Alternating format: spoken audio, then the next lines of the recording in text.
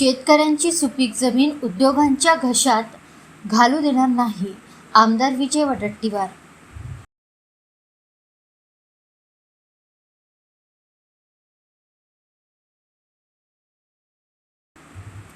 गडचिरोली जिल्ह्यात उद्योगांच्या नावाखाली शेतकऱ्यांच्या सुपीक जमिनी बळकावण्याचे षडयंत्र सुरू असून या प्रक्रियेत सत्ताधारी पक्षाची संबंधित नेत्यांची भागीदारी असल्याचा गंभीर आरोप काँग्रेस विधिमंडळ पक्षनेते आमदार विजय वडेट्टीवार यांनी केला आहे.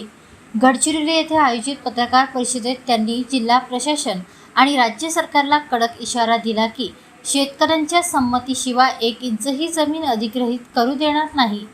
विजय वडेट्टीवार म्हणाले की गडचिरोली जिल्ह्याचा 70% भाग जंगलाने व्यापलेला आहे. केवळ 30% जमीन आणि वस्तीसाठी उपलब्ध असताना आता चामोर्शी तालुक्यातील 14 गावांमधील सुपीक जमीन अधिग्रहित केली जात आहे.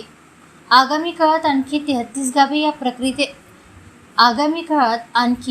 33 गावे या प्रक्रियेत येणार असून यामुळे सुमारे 50 गावे ओसाड पडण्याची आणि हजारो शेतकरी भूमिहीन होऊ शकतात, असे वडेट्टीवार म्हणाले.